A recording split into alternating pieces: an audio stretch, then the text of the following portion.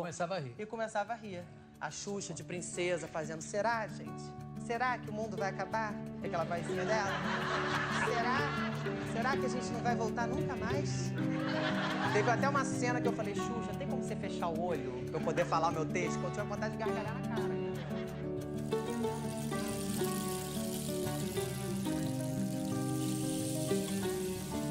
Por que os livros, os caras, ainda não foi descoberto pela televisão? Você não foi convidado para fazer uma minissérie, alguma coisa assim?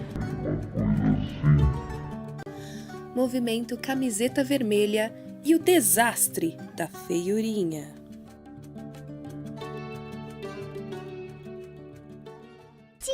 Tio, não foi por mal. A gente veio trazer a princesa pra te conhecer e aí... Essa maluca vestida de princesa? Pedro!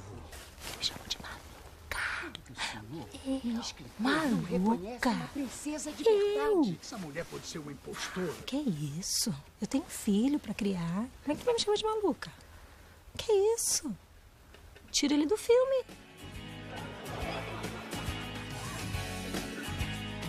Você acredita em mágica, na magia do amor, nos contos de fadas que alguém te contou. Essa magia vive em você, a luz que vem dela faz acontecer. Princesas escolhidas, lá vai magia no ar. Não existe pra quem acreditar. Quem acredita em mágica, sabe cozinhar.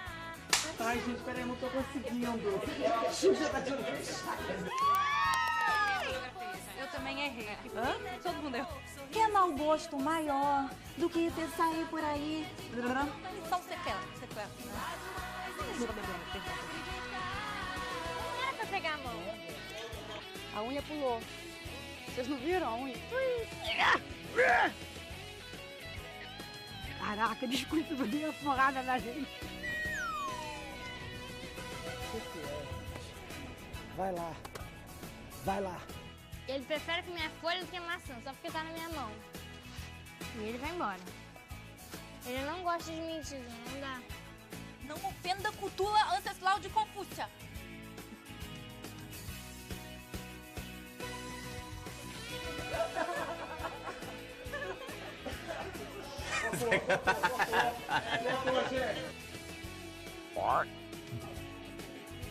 Vamos fazer a boa agora. E seu destino traçado? Príncipe ingrato, não conhece a própria mãe. Eu não vou saber fazer, gente. Cada vez que ela falar, eu vou rir. Para de fazer isso. Gente.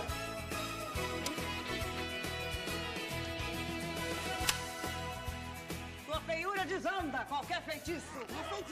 Qualquer feitiço. O que houve? Dentadura caiu. Qualquer feitiço. Caiu, gente.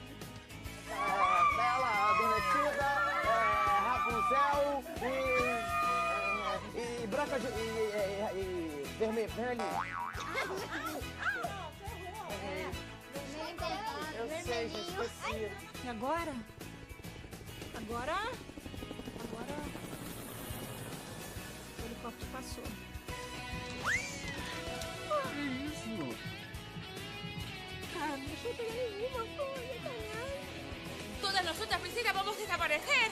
¿Es esto? ¿Es esto que está hablando para mí? Todas las princesas como mayoría vamos a desaparecer en la figura. Vai, pô! Não, pô. Vai lá, filha. Não é? Vai, agora é. Torce.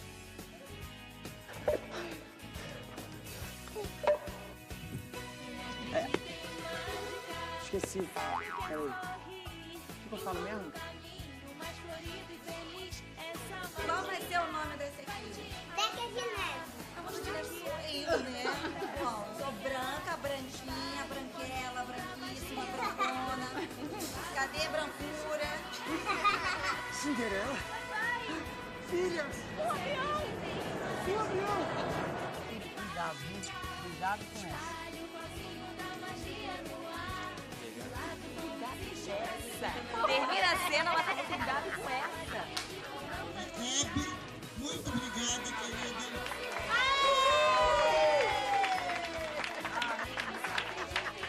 Eu que indiquei a Sasha pro filme, entendeu? Se não fosse eu não estaria aqui. A verdade é essa.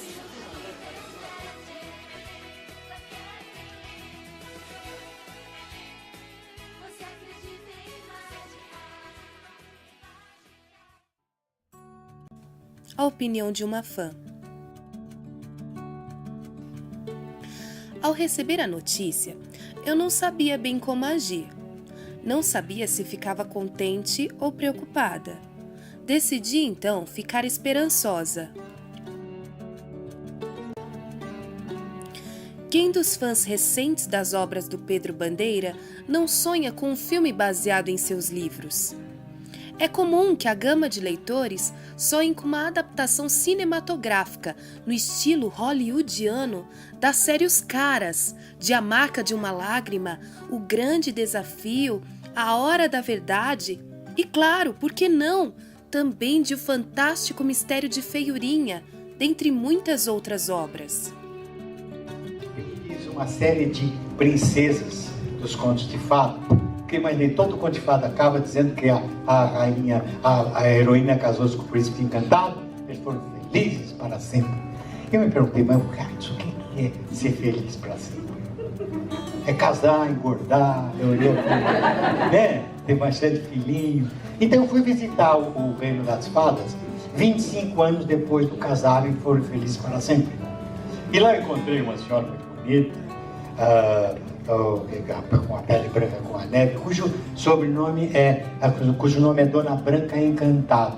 O sobrenome de solteira dela era de Neve, mas ela casou com o príncipe encantado e passou a usar o sobrenome do marido.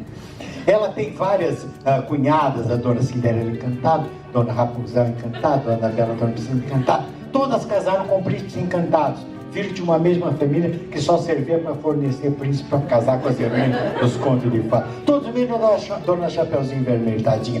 Na história dela não tinha príncipe, ela encalhou. Ficou para Titi. Dizia, eu devia ter casado com o caçador, até com o lobo, qualquer lobo, por amor de Deus. Foi uma personagem da vida real, super influente, quem tentou realizar esse nosso sonho, como sendo uma de nós. Filha muito amada dos famosos e muito famosos, Xuxa e Luciano Zafir, leu a história do Além do Felizes para Sempre do nosso Pedro Bandeira na escola, como a maioria de nós, inclusive. Leitores comuns e talvez nem tanto. Gostou tanto da história da feiurinha que mostrou para a mãe, que definitivamente não é uma pessoa comum, decidindo assim investir sua produção na adaptação dessa belíssima história com a promessa de ultrapassar o sucesso de Xuxa e os Duendes e, quem sabe, também de Lua de Cristal, seu grande sucesso da mocidade.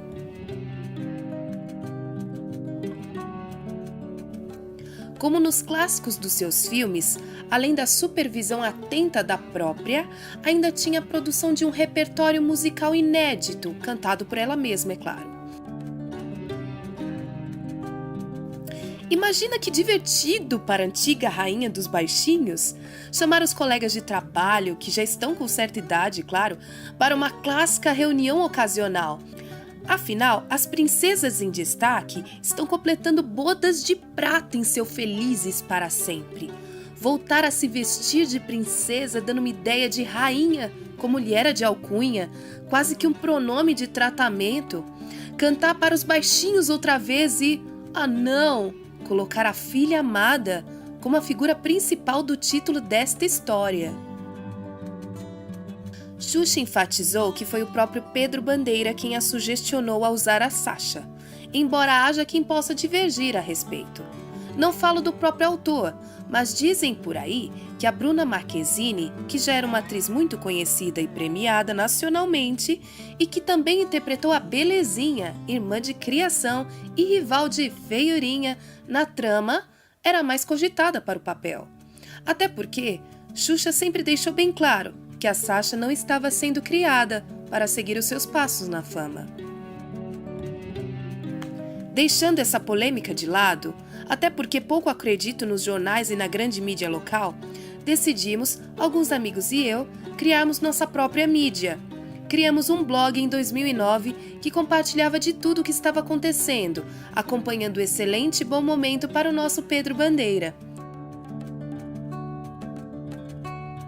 Foi o ano em que ele se tornou autor exclusivo da Editora Moderna, tendo evento elegantérrimo feito em sua homenagem e ainda seria prestigiado, tendo seu nome muito bem exposto e evidenciado nos créditos do filme de uma das personalidades mais influentes do Brasil e afora. Ah, agora sim, Pedro Bandeira será muito mais reconhecido nacionalmente e internacionalmente, certo? Avatar de James Cameron apareceu na mesma época para arrebentar com as bilheterias do cinema.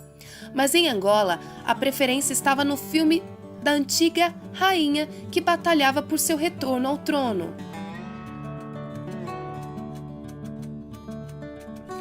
Os fãs se mobilizaram. Criamos um movimento Camisa Vermelha, em que os caras, fandom dos fãs do autor Pedro Bandeira, vestiriam uma camiseta vermelha e tirariam fotos com um K na mão de frente ao cinema ou cartaz do filme Xuxa em O Mistério de Feiurinha. E assim fizemos.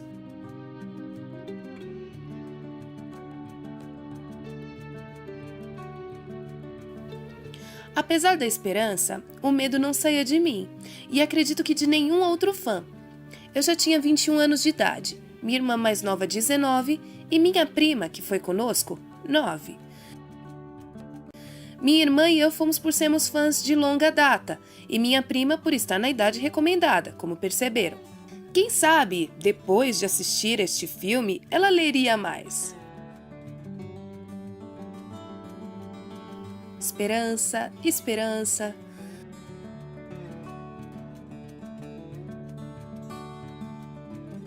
Salvar o mundo.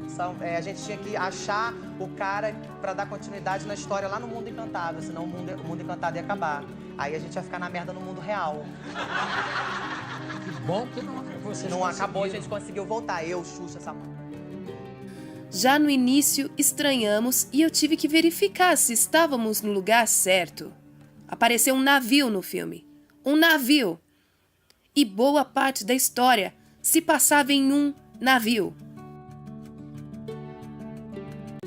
Mas onde havia navio na história do Pedro Bandeira? Por que um navio? Navegar é preciso? Referência ao poema de Fernando Pessoa e ao evento literário que vários escritores fizeram, promovido pela Livraria da Vila em maio de 2019. Assim nos deparamos com um susto. Lá no navio estava Antônio Pedro Borges, interpretando o próprio Pedro Bandeira. Mas como assim? O livro destacava um menosprezo dos personagens ao escritor, o chamando de medíocre em vários momentos, a fim de satirizar a história, claro. Nosso Pedro não se encaixava nessa história, mas a Xuxa o fez encaixar, exibindo o livro de maior sucesso do nosso autor, A Droga da Obediência, nas primeiras cenas do filme. Ótimo! Nada de ocultar as provas de um crime. Eis o nosso autor. Eu gravei o longa da Xuxa com ela e eu ficava com vontade de rir, tanto na frente dela quanto na frente da Xuxa, porque eu não conseguia me concentrar com a Xuxa de princesa e nem com a Samanta com aquela focinha dela dentro da Chapeuzinho Vermelho, entendeu? Eu ficava com vontade de rir daquilo. Você imagina aí, eu fiz esse filme. A referência de Caio, o lacaio, passou despercebido pelos que assistiram, algo que no livro difere, é claro. A sonoridade de sufixos torna a leitura mais atraente e gozada, além de grudar como chiclete na mente de quem lê. Interpretado por Paulo Gustavo, o ator parecia seguir bem o seu personagem, quase ri com ele, ou dele, que seja. Ao interpelar o autor escolhido para desvendar o sumiço da princesa Feiurinha. Mas logo dele, nós, os fãs, recebemos o segundo grande susto. Não era a Branca de Neve a organizadora e voz ativa das princesas, e sim a Cinderela. Com aqueles cabelos ondulados, sedosos e quase tão compridos quanto os da Rapunzel. E adivinhe quem era a Cinderela no filme?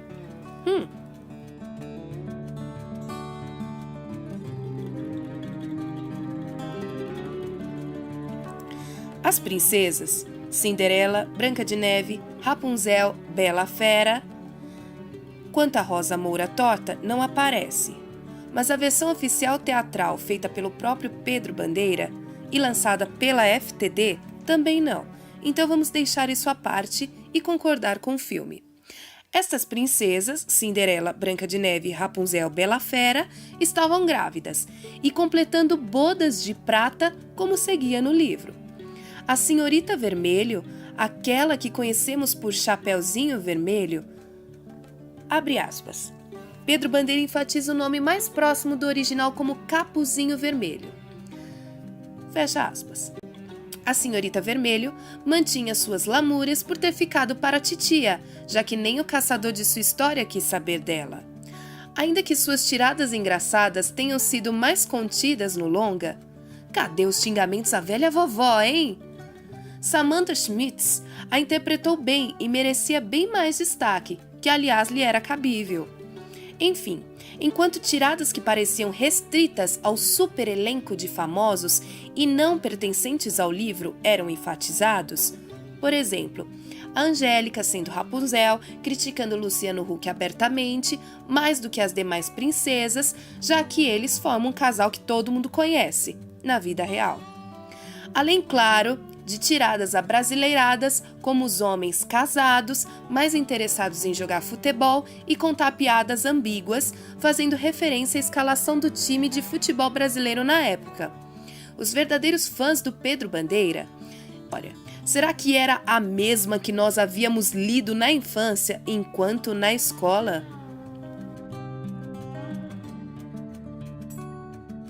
Para acabar com a festa geral, apareceu a gracinha de sogrinha. Pedro Bandeira achou interessante a criação da sogra na época de lançamento. Hebe Camargo. Usaram a Hebe Camargo como a rainha-mãe, fazendo a referência de gracinha, pois era um termo clássico usado pela apresentadora e atriz, que não parece gostar de nenhuma das princesas, também utilizando do clássico de sogra. Todas as princesas são encantadas, então possuem a mesma sogra, com exceção da feiurinha e da Senhorita Vermelho. A rainha-mãe chega a se questionar se tem outro filho encantado, mas isso não passa de enrolação. Não altera em nada na história, pois quem se intromete é a Xuxa como Cinderela, e não ela. Algo que só nos deixa mais em dúvida, afinal, o filme levantou algumas perguntas que nunca obteremos respostas. Como o fato de haver outro príncipe encantado, que foge à rainha-mãe, e a possibilidade da Xuxa Cinderela ser sua sucessora por estar grávida do primeiro menino homem dentre as princesas. Indo além das páginas, o filme determinou que somente a Cinderela, que é a Xuxa, teria filho homem, ou seja, continuando a linha do encantado. Então, ela se transformará em rainha-mãe? Para quais contos de fadas? A feiurinha será que estaria inclusa? Quem é a mãe do príncipe da feiurinha, afinal? A dinastia Encantado poderia estar em crise? Poderia haver disputas de poder? São muitas brechas criadas em um roteiro deprimente, cujas respostas sabemos que não virão, já que o filme, embora relativamente assistido, não fez sucesso. Os pontos levantados de dúvida só deixam o roteiro mais defasado. Afinal, um escritor tem que ficar atento a todos os detalhes que lança em sua história, não escrevendo ou roteirizando nada por acaso. Isso inclui o que já falamos do navio e todas essas questões já expostas.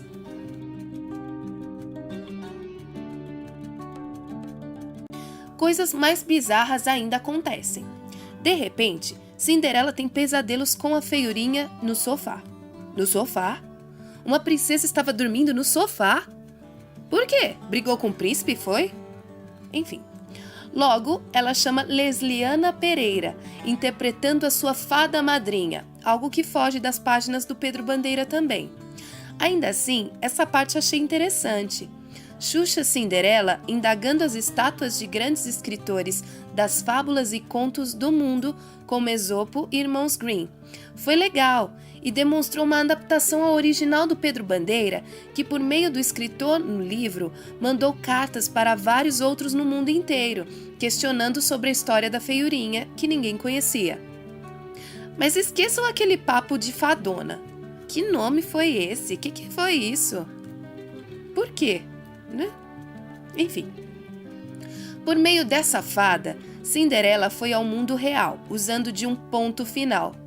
Até rimou, né? Logo, a confusão que ela causou por sua aparição nos fez remeter a um filme famoso da Disney chamado Encantada, Enchanted. Uma princesa totalmente perdida, inocente em uma realidade em que ela seria taxada como maluca por andar trajada como anda, fazer coisas como cheirar as batatas fritas de outra pessoa do nada e pelo modo de falar. Ainda assim, dou um ponto positivo para as tiradas de otakus, os nerds dos animes e mangás querendo tirar fotos pensando, óbvio, que ela estava fantasiada, e outras crianças tirando sarro por não estar em um evento do tipo e ser estranho alguém andar como ela. Paralelo a esse mico todo, gostei do Leandro Hassum como um espelho mágico, algo que também foge ao original. Ele é um ator comediante com tiradas interessantes, mas claro, também não foi lá muito aproveitado. Relevem o fato dele ter sido o motorista que encrencou com a Cinderela na aparição dela no mundo real, tá? Será que estavam com falta de pessoas para o elenco? Mais um detalhe pequeno. Aceitam o uso do notebook e não do papel e caneta pelo seu Pedro, o escritor, no filme? Bem, para 2009 é um item essencial. 1986 já era outra história, não é? Essa foi a data de lançamento do livro, ok, caras? Ok, vamos deixar passar essa, ao menos por enquanto.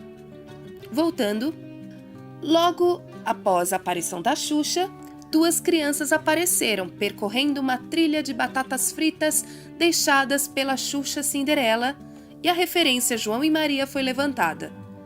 Bem, não apenas isso. A própria Xuxa Cinderela chama as crianças assim. No entanto, gostei das crianças e deixo mais um ponto positivo ao fato de espalharem a história da feiurinha para todas as outras do mundo. Também foi graças a essas crianças que Cinderela achou o seu lacaio e o seu Pedro. No entanto, a cafonice parecia não ter chegado ao fim. Na verdade, estava só no começo. Voltando à referência do ponto final, eis que foi estranha, afinal, ponto final finaliza uma história, e nesta não deveria finalizar. Ou deveria? Feiurinha não tem o propósito do além do Felizes para Sempre? Por que o ponto final? Enfatizo esse ponto porque foi por meio dele que a Cinderela e, mais tarde, as demais princesas usaram como um túnel espaço-temporal entre o reino delas e o nosso mundo real. Um ponto final que leva para outra dimensão? Hein? Me ajudem a entender. Então nos deparamos com a Breguice Master, com o grito de guerra das princesas velhacas. Princesas unidas jamais serão vencidas? Sério isso?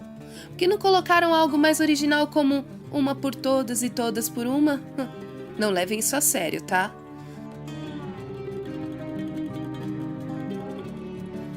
Assim, outra dúvida foi levantada. A Cinderela precisou das crianças para chegar no seu Pedro, o escritor, certo? Como as outras princesas chegaram tão facilmente a ele? Bom, elas não têm lá muita importância, né? Nós já reparamos isso.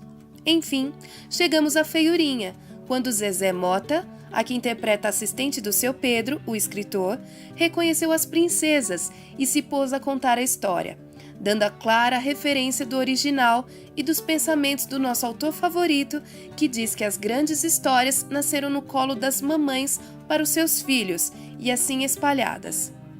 não oriundas dos famosos autores que apenas propagam essas. Fazendo algo que eu não queria realmente, vou aderir a uma fofoca da época dos grandes noticiários para esclarecer a próxima crítica ao roteiro do longa. A resistência do Luciano Zafir em evitar que a Sasha simulasse tirar a roupa diante de um bode enfeitiçado e diante de um lago, e beijasse o príncipe, também tirou detalhes importantes na obra do autor. Pai superprotetor, né? Ainda há mais a respeito. Vejam essa parte. É um detalhe importante. Qual foi a do pai da feiurinha em salvá-la do feitiço da belezinha? O final. Onde tem isso nos contos de fada? Isso é verdade, Pedro Bandeira? Está no livro, gente. Pai salvando a princesa, não o príncipe ou a própria princesa? O velho quis mesmo se meter no meio do príncipe e da princesa, né? Pai é fogo. Após toda a resolução, a Xuxa Cinderela ainda insistia que desapareceria se o seu Pedro não tivesse escrito a feiurinha. Mas acredito que a ideia do texto original não era essa. A Cinderela, Branca de Neve e outras clássicas não desapareceriam enquanto tivessem outras mamães, pessoas, homens ou mulher com instintos maternos que contassem as histórias delas. Elas, princesas, não precisam dos escritores para isso. Então, por favor, Xuxa Cinderela, não agradeça ao seu Pedro, e sim a assistente dele e as outras mamães de todo mundo. A tirada da Zezé Mota no final, citando as narrativas lobatianas, foram interessantes, até engraçadas. De contos de fada eu entendo, não disse seu Pedro? Foi o que ela disse. E a dança sugestiva dos dois com sapatos da Cinderela, não sei não. Sugestivo demais para o meu gosto e o das crianças também. Deixa pra lá. Não poderia deixar de citar, rapidamente, a trilha sonora do dito filme. A música da Lu é horrorosa. Perdoem a sinceridade que já me engasga há 10 anos. Ô Lua, me arranja um namorado? Um príncipe encantado? Tema da Feiurinha e o Príncipe. Até minha prima de 9 anos achou a música ridícula. A quem a Xuxa pretendia agradar? Aos fãs do Pedro Bandeira, com certeza não, muito menos ao autor. Infelizmente, esse grande escritor que admiramos, Pedro Bandeira, vendeu menos edições desse clássico da literatura infanto-juvenil após esse desastre de filme. E temos que agradecer muito a Xuxa por ele ter desistido de vez em permitir que fizessem mais adaptações cinematográficas de seus livros. O sonho de fã virou pesadelo. Obrigada, Xuxa!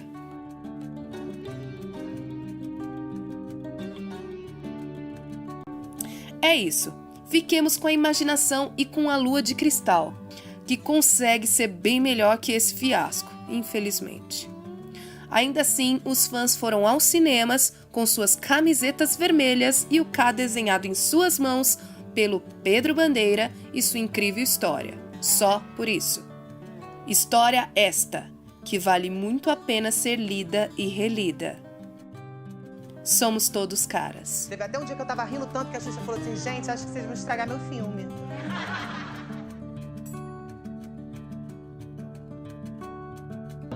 Olha, logo quando saiu A Droga da Obediência, a Maristela lembra muito bem, ele de cara se tornou o livro mais vendido juvenil. Lembra-se? De cara, ele superou até o meu amigo Marcos Rey.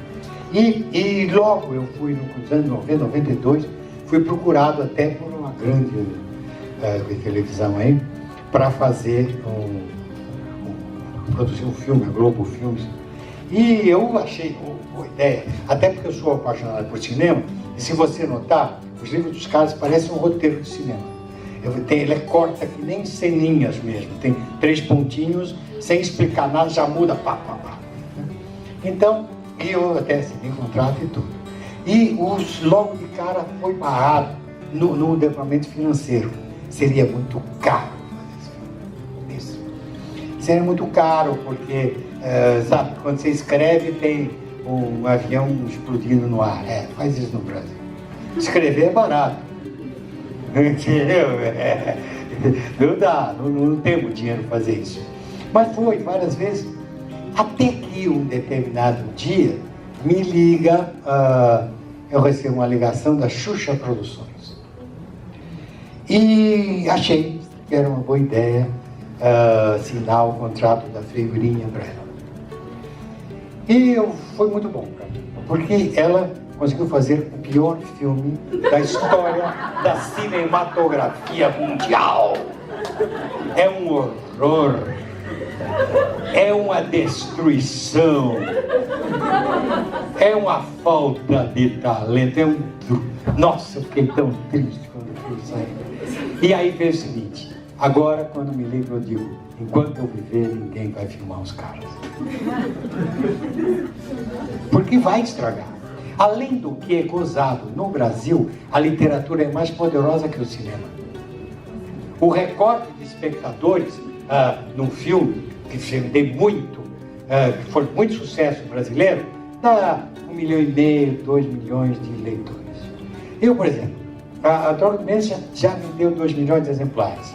Mas você foi bibliotecário, cada exemplar, quantos meninos liam?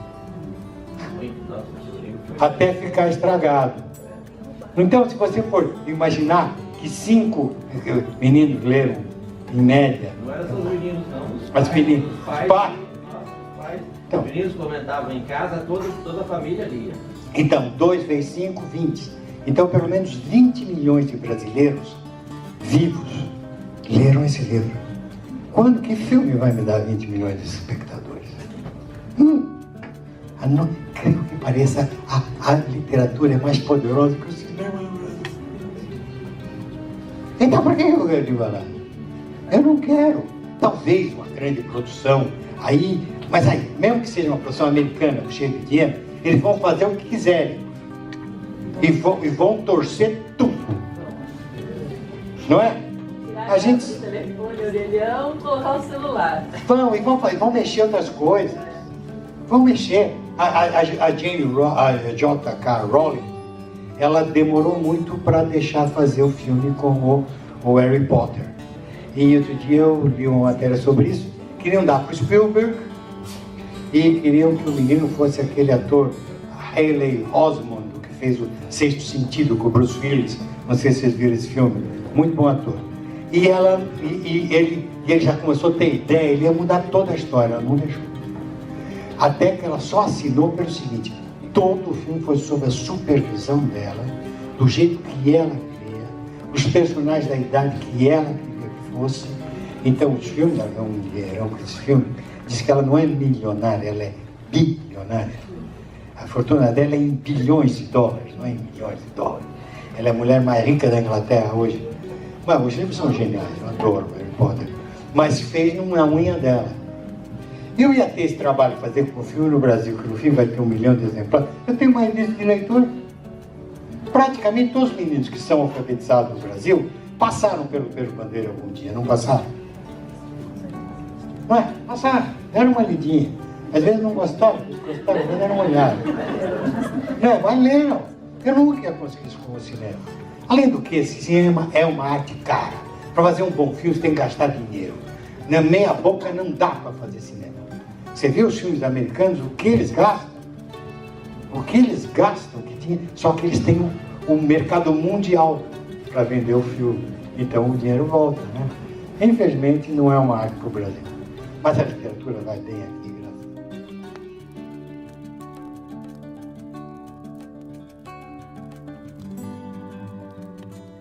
Deus.